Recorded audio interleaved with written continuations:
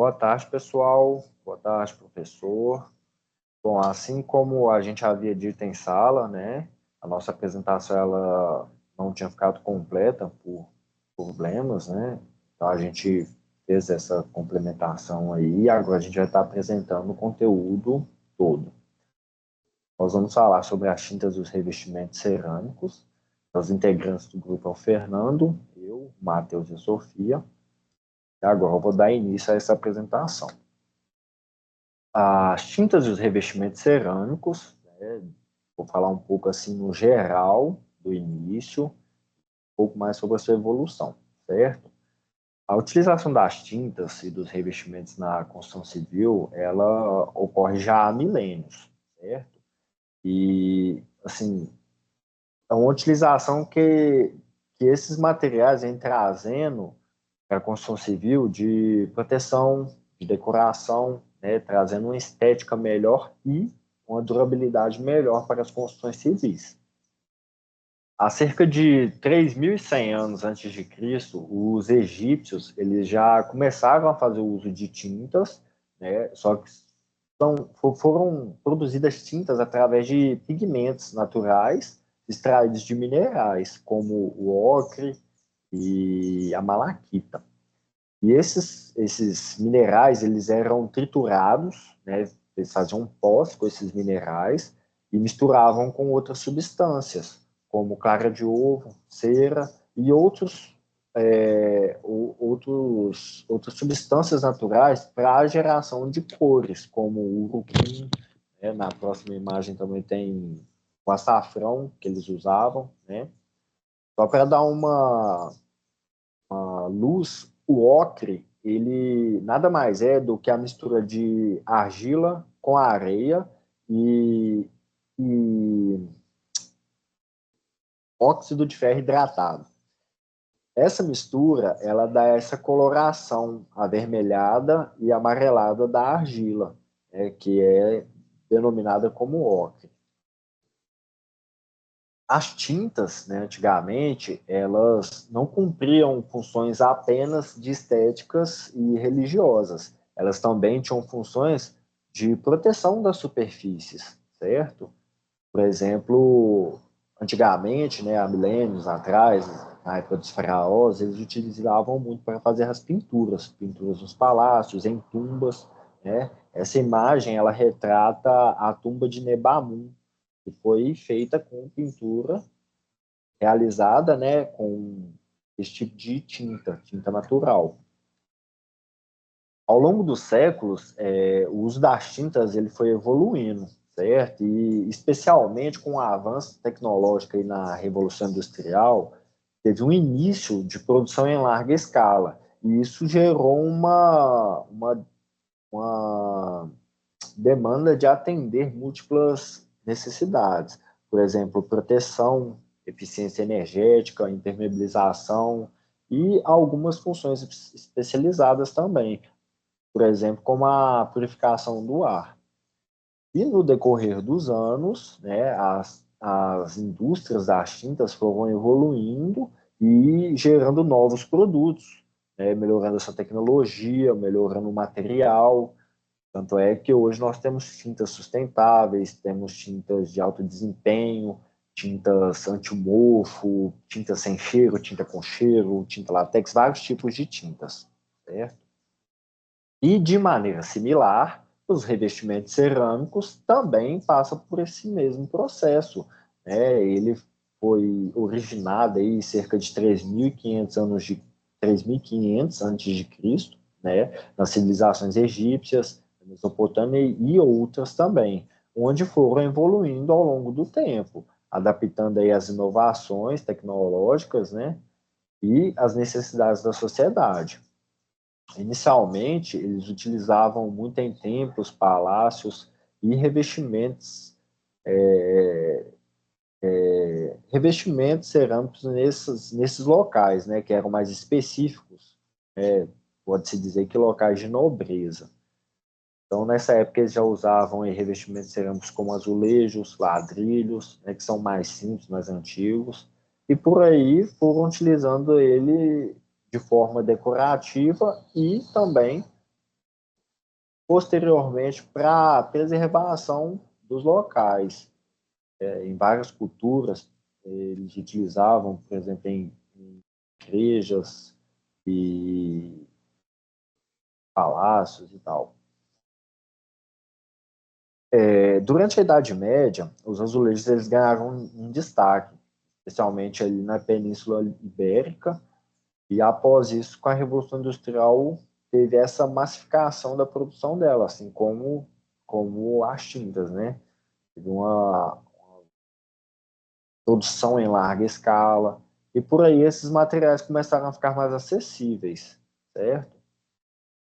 Utilizavam-se muito para pisos e banheiros, cozinhas, e com o decorrer dos anos foi modificando aí, aumentando essa demanda, esse uso desses materiais, fachadas e por aí vai. Atualmente, os revestimentos cerâmicos aumentaram, né, suas espécies, por assim dizer. Antigamente era utilizado mais azulejo, ladrilhos e tal. Hoje a gente tem porcelanato, tem cerâmica técnica, e vários outros aí que são produzidos com tecnologias avançadas. E continuar a desempenhar um papel essencial, tanto na estética quanto em funcionalidade das construções. Aqui no Brasil, a abundância da matéria-prima argila, ela impulsionou o crescimento da indústria cerâmica. Isso permitiu uma produção vasta gama de produtos, né, adaptados a diversas necessidades e ambientes. Agora eu vou passar a palavra para a Sofia e ela vai falar um pouco mais sobre os principais tipos de tintas e os principais tipos de revestimento cerâmico. Vamos lá, né?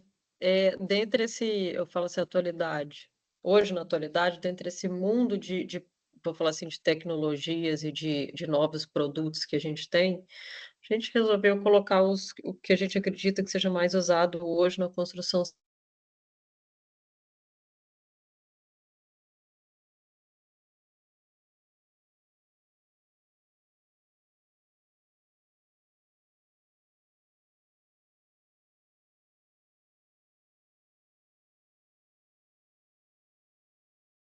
A maioria das tintas da construção civil, elas têm os acabamentos fosco, acetinado e brilhante, né, de acordo com a necessidade e com a vontade estética que você queira alcançar. São fáceis de aplicar, têm secagem rápida e são laváveis. A gente tem as tintas de PVA, que também são à base d'água, apresentam menor resistência à umidade se a gente comparar com a tinta acrílica. Então, por isso, elas são ideais para ambientes internos, né, e ambientes secos. Também tem fácil aplicação, boa capacidade de retoque e também tem o acabamento fosco. Se eu não me engano, até possui acabamento acetinado e brilhante também. E possui uma boa cobertura. Vamos seguir aqui, a gente tem as tintas epóxi, que a base da tinta é uma resina epóxi, que tem alta resistência química e mecânica. Então, e ela também tem a versão, né, com base de solvente, assim como a gente tem a de água. Ela é utilizada para piso e superfície de alto tráfego, como garagem, cozinha, né, indústrias, ambientes hospitalares, porque tem fácil limpeza, né, fácil a desinfecção. E a característica dela, eu acho que é mais importante ressaltar, é a resistência a impacto, abração, a produtos químicos, né, e a umidade. A questão é que as tintas epóxi têm um valor mais alto do que as de PVA e as acrílicas, como especificadas anteriormente, né, importante de salientar. A gente tem as tintas impermeabilizantes, que ela contém propriedade específica para criar barreira contra a filtração de água. Então, a base dela possui materiais que são impermeabilizantes.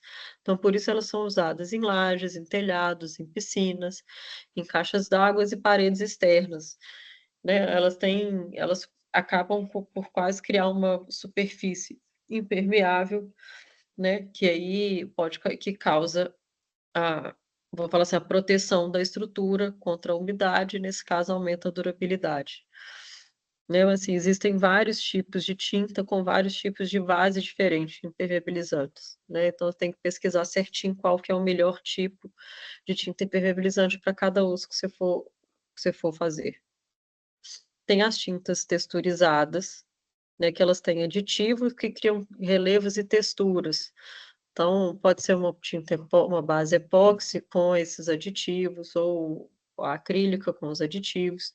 Elas são disponíveis em várias granulometrias, a forma de aplicação também influencia, né, na característica estética dela, e dessa forma pode-se criar diferentes acabamentos, não só o liso como de tintas normais.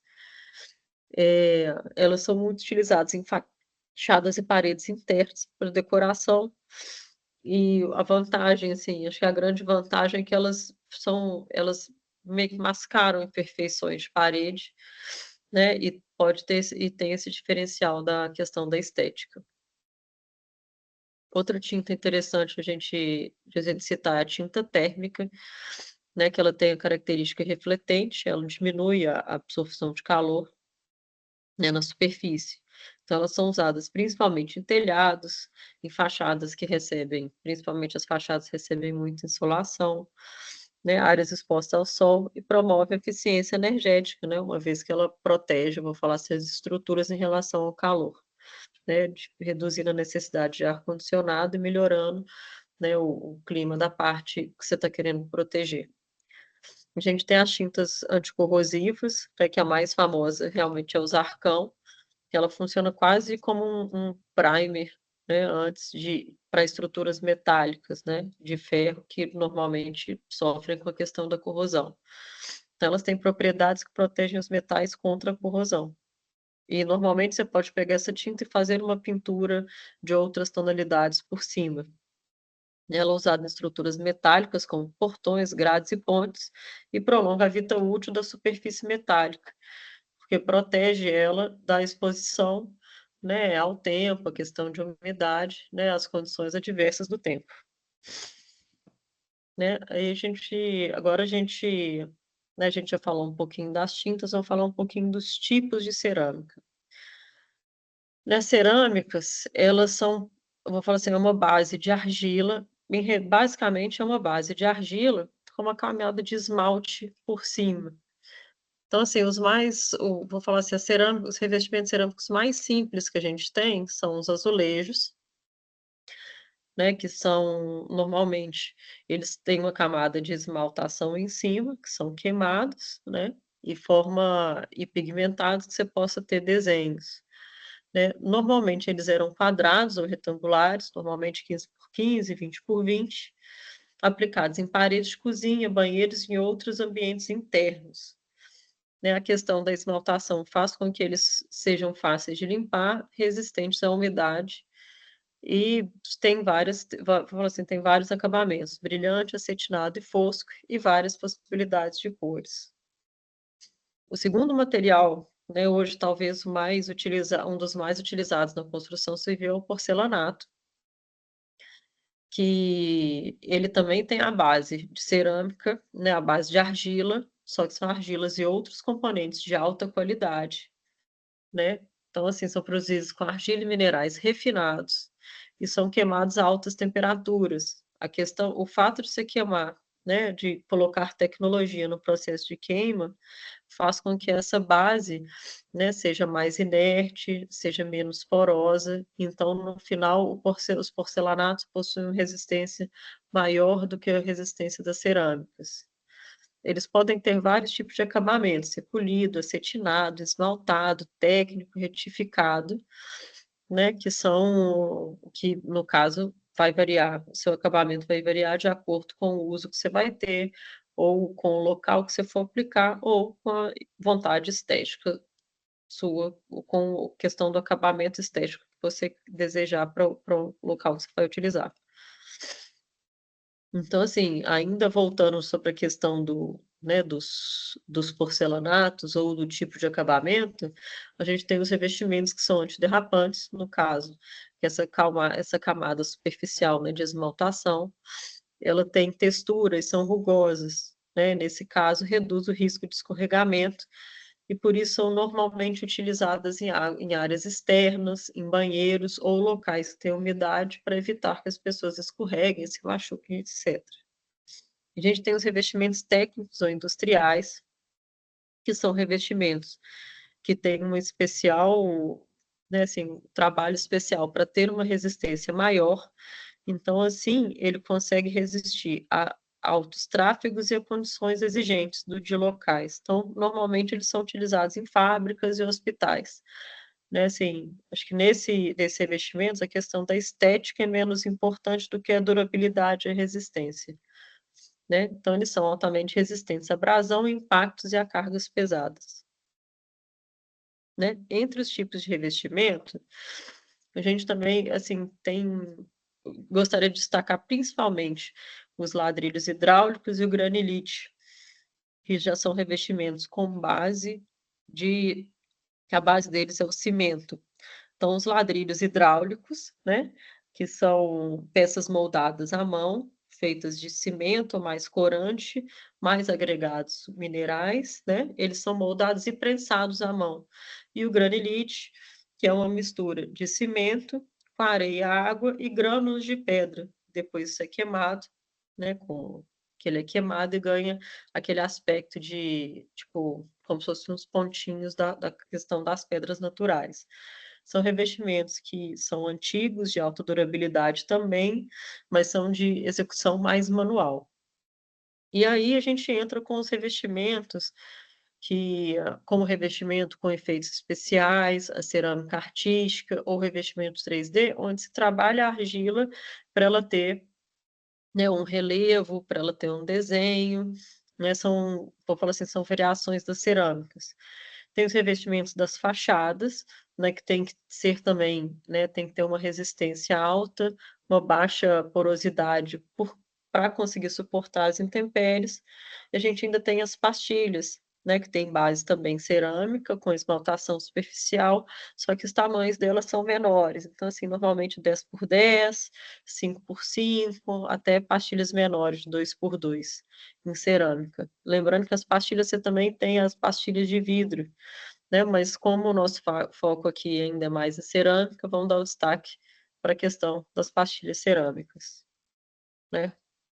Agora eu vou passar a palavra, né, para o Matheus, que vai complementar com as normas técnicas para a utilização das tintas. Boa tarde, tudo bem, Matheus? pessoal? Boa Beleza. tarde. Vou falar agora sobre as normas técnicas para utilização das tintas. Conforme os locais dos quais a gente for utilizar as tintas, a gente vai ter uma certa específica e utilizar de acordo com o que a norma nos diz, para poder garantir qualidade, segurança e o desempenho adequado. Quem garante essas normas é a ABNT, né, que é a Associação Brasileira de Normas Técnicas. Aí, agora a gente menciona aqui algumas normas. A NBR 15079, tintas para construção civil, especificação dos requisitos mínimos de desempenho de tintas para especificações industriais. Outra é a NBR 245, execução de pintura em edifícios não industriais. NBR 12554 de 2022, tintas para edificações não industriais, terminologia. NBR 15311 de 2022 também, tintas para construção civil, método para avaliação de desempenho de tintas para edificações não industriais, determinação de tempo de secagem de tintas e vernizes por medida instrumental. Como também a NBR 15821 de 2022, tintas para construção civil, método para avaliação de desempenho de tintas para edificações não industriais, determinação do grau de resistência de tintas, vernizes e complementos em emulsão na embalagem do ataque de micro-organismos. Logo em seguida agora a gente vai mencionar sobre a questão dos ensaios em tintas. O ensaio utilizado, ele garante as propriedades físicas, mecânicas, químicas e estéticas, para ter certeza do que a tinta proposta para ser utilizada no local não vai trazer devidos problemas no futuro. Então, a gente traz esse ensaio para garantir essa segurança, tendo que, como objetivo, né, como foi dito, avaliar a capacidade de tintas de cobrir a superfície com uma camada uniforme sem deixar manchas ou transparências.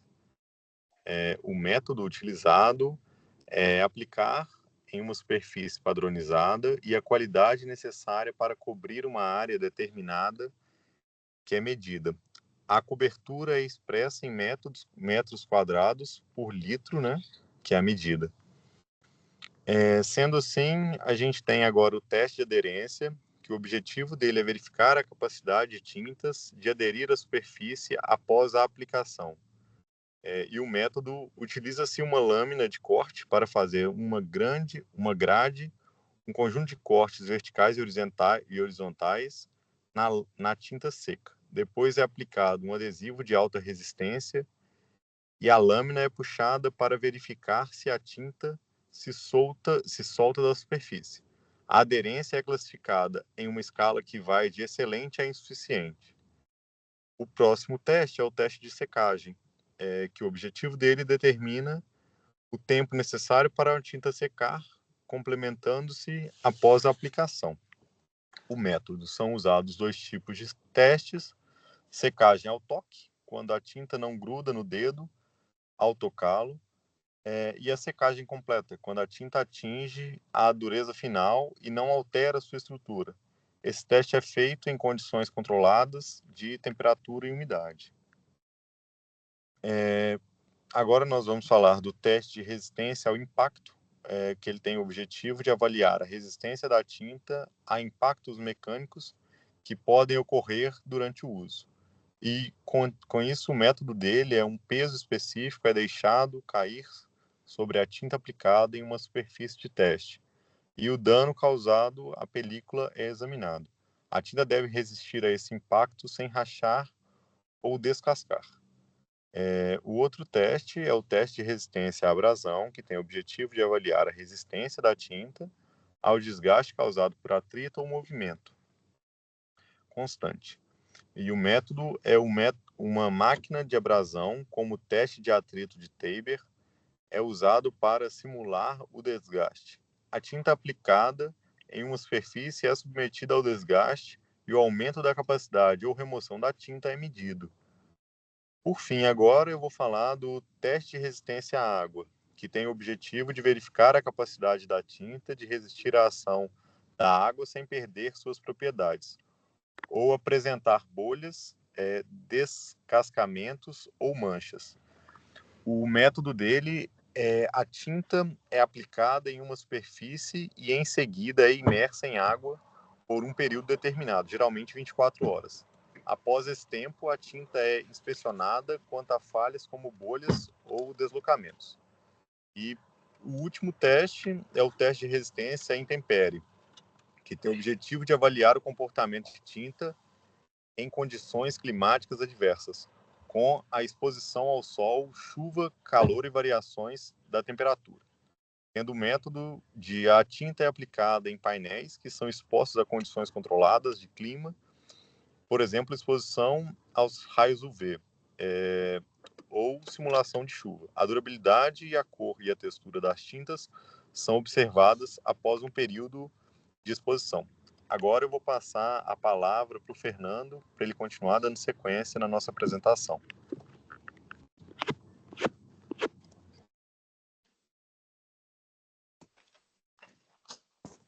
Boa noite, eu vou falar aqui agora um pouco mais dos revestimentos cerâmicos, começando aqui com a fabricação deles, que o processo de fabricação geralmente começa com o uso do pó cerâmico, que é formado por diferentes métodos para alcançar a forma desejada no final. A fase inicial do processo, o material, conhecido como corpo A verde, é apenas parcialmente consolidado e muito frágil. O processo ele passa por um tratamento contínuo em altas temperaturas, né, um tratamento térmico, que tem o nome de sintetização, que consolida as partículas do pó, que reduz e elimina a porosidade das formas. E esse processo ele forma a microestrutura do material, onde vai definir as propriedades finais e suas dimensões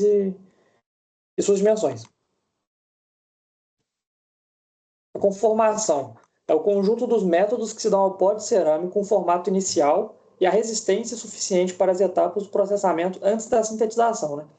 Como vai mostrando ali na imagem a sequência de o que vai acontecendo com esse pó até que ele consiga, até que o produto final seja feito, né? Ele vai tem o pó e com a adição com a aditivação, conformação, homogeneização, ele vira o corpo verde, e assim por diante ali com todas as fases até o produto final com o formato, dimensões, propriedades já com acabamento finalizado.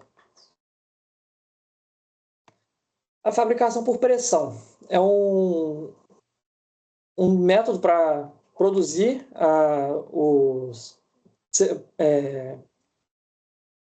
materiais cerâmicos, onde os pós cerâmicos, né, são compactados, né, utilizando métodos como a prensagem uniaxial a seco, prensagem a quente, prensagem isostática e extrusão. A prensagem uniaxial a seco, ela compacta o pó ao longo de um eixo com aglomerantes, resultando em peças de boa uniformidade e rápida produção. A prensagem a quente combina a pressão e alta temperatura para ter uma maior densidade e menor porosidade. A prensão isostática, ela aplica pressão uniforme em todas as direções, com um compartimento flexível, e a moldagem por injeção, que simula a moldagem de plásticos, e onde possibilita a criação de peças com formatos variados utilizando o pó cerâmico e polímeros. A extrução, a produção de peças com forma simples, utilizando cerâmica plástica em máquinas de rosca a vácuo. E agora, para falar um pouco aqui das normas e ensaios técnicos em revestimentos cerâmicos também, né? Começando aqui com a NBR 14.081.4/2012, a norma estabelece os procedimentos para medir a resistência de aderência e tração de revestimentos cerâmicos, aplicados com argamassa colante. Esse ensaio é fundamental para garantir uma eficácia e segurança de revestimentos cerâmicos em diversos tipos de construção, especialmente em áreas sujeitas à alta exposição ou esforços mecânicos, para evitar que as peças, ter certeza que as peças não vão deslocar e cair. Destacar, né? Destacar, essa palavra, né? Das construções onde elas estarem, né? Dentro desse método do ensaio, você tem as fases, né? Você prepara a amostra, você fixa as placas cerâmicas em uma base, né, de concreto ou alvenaria com argamassa colante e espera um período de cura. Depois desse tempo, você vai para o procedimento de ensaio, onde você aplica uma força de tração perpendicular à superfície de cerâmica, utilizando discos metálicos fixados nas placas, que a força necessária para descolar a placa é medida, né? Depois que você coloca esse aparelho, você vai fazer uma força puxando ele para fora da parede. E você mede a quanto de força você precisa para tirar ele da parede. Esse ensaio pode ser realizado em condição como cura normal, imersão em água ou ciclos térmicos para simular diferentes ambientes, né? Ter uma gama maior de resultados. E os resultados aí, eles têm essas diferentes classificações.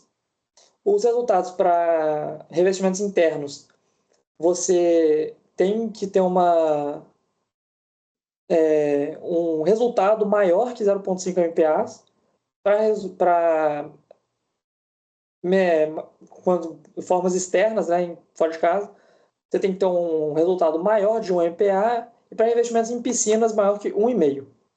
A importância desse ensaio para os materiais cerâmicos, ele garante a segurança, né, previne o deslocamento das placas, evita acidentes. A durabilidade, ele assegura a longevidade das instalações em todas as condições, em condições extremas.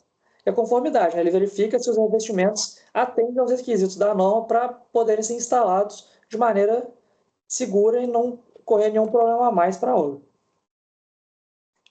Agora falando das propriedades físicas. Agora é a absorção de água, né? NBR 13.808/97 avalia a porosidade do material influenciando sua resistência e durabilidade, de acordo com o tanto que o material consegue absorver de água. Densidade e porosidade, ele determina a relação entre massa, volume e espaços vazios no material. E a expansão por umidade, que mede as variações dimensionais devido à absorção de umidade, prevenindo deformações nas peças. Aqui nessa tabela ele mostra aqui um pouco mostrando a porcentagem de absorção de água de algum desses materiais, né?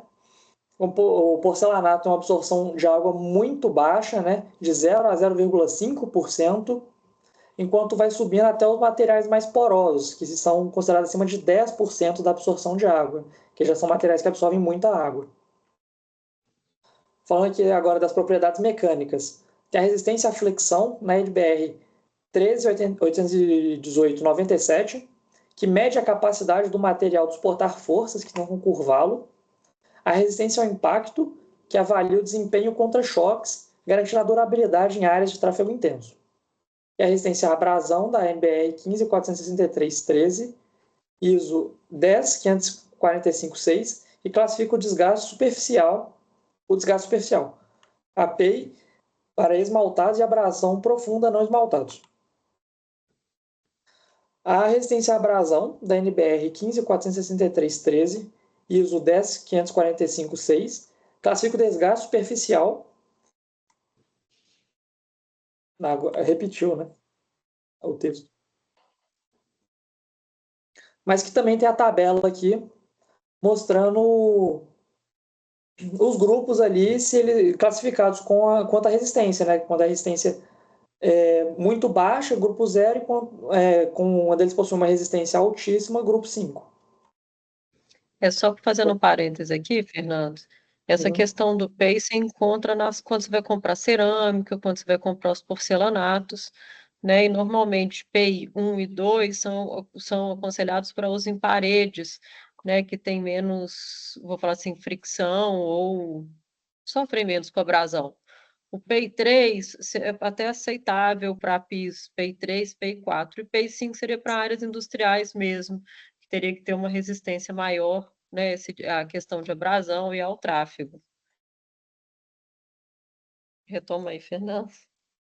Aí falando um pouco aqui das propriedades químicas também, né? Resistência ao ataque químico, a ISO 10545-13, que vai testar a reação a produtos químicos, domésticos e industriais. A resistência a manchas, ISO 10545-14, que mede a facilidade de limpeza da superfície exposta a agentes manchantes.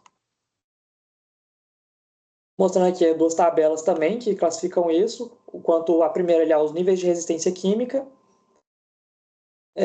tanto de produtos mais simples, domésticos, quanto a produtos industriais, né? E na tabela de baixo, mostrando a resistência às manchas, né? Mostrando ali a resistência, os tipos de resistência, classificando em relação aos tipos de resistência dele. Falando aqui agora das propriedades térmicas, a resistência ao gelo, a ISO 10545-12, que testa ciclos de congelamento e descongelamento, principalmente para áreas frias que têm uma necessidade maior de que as peças tenham essa mais capacidade de aguentar as temperaturas. E a dilatação térmica também, que mede variações, da ISO 10545-8, que mede as variações dimensionais de acordo com as mudanças de temperatura, né, para não evitar a expansão da peça e acabar gerando fissuras de uma empurrar a outra e quebrarem, né? Em relação à durabilidade, a simulação de envelhecimento acelerado da ISO 10545-13-14, que testa a resistência a fatores climáticos e desgaste. A resistência a cargas, da ISO 10545-4-5, que avalia o suporte a pesos estáticos dinâmicos, garantindo estabilidade em tráfego intenso. Esses ensaios normatizados asseguram a qualidade, a funcionalidade estética e segurança nas aplicações residenciais, comerciais, industriais, onde você for aplicar o material cerâmico. Em relação a propriedades estéticas visuais agora, a uniformidade de cor e acabamento da ISO 10545-2, que verifica a consistência visual entre peças do mesmo lote. Ausências de defeito. Avalia trincas, bolhas ou irregularidades que comprometam a funcionalidade ou estética da peça. Falando da segurança delas. Antiderrapância, da DIN 511-30, que mede o coeficiente de atrito essencial para superfícies molhadas. E a resistência ao fogo. Garante que o revestimento não contribua para a propagação das chamas. Aí eu vou aqui passar as considerações finais para o Youssef terminar aí.